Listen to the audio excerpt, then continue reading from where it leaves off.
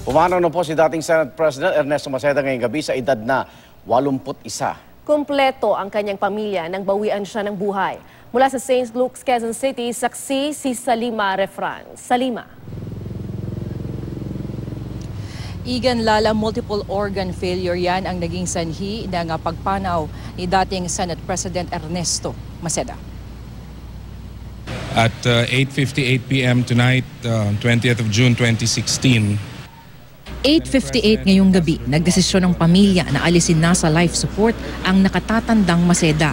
Hinintay raw nila ang panganay na kapatid mula sa ibang bansa bago tuluyang magpaalam sa ama. When he passed on, he was surrounded by all 5 of us, by my mother, his sisters, his nieces, nephews, and his close friends. Ikwinento ni Attorney Ernest na espesyal ang Father's Day kahapon para sa kanila. Ang hindi namin makalimutan,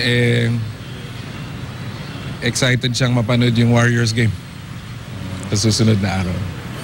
Salamat sa lahat ng nagpahayag ng kanilang simpatya. And we know we're going to meet a lot of you in the days to come. Thank you in advance for joining us in celebrating the life of my father.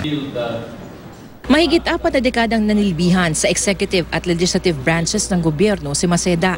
Nagsimula siya bilang konsehal ng Maynila noong 1959. Naging bahagi siya ng gabinete ni dating Pangulong Ferdinand Marcos pero humiwalay matapos ang deklarasyon ng martial law.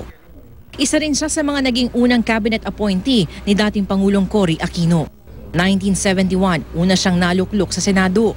Nahalal muli noong 1992 at naging Senate President mula 1996 hanggang 1998 sa panahon ng Administrasyong Ramos. Nakilala siya bilang Mr. Expose dahil sa pagbusisi niya sa mga anomalya sa gobyerno. Huling pwestong hinawakan ni Maceda sa gobyerno ang pagiging ambassador ng Pilipinas sa Amerika sa ilalim ng Administrasyong Estrada.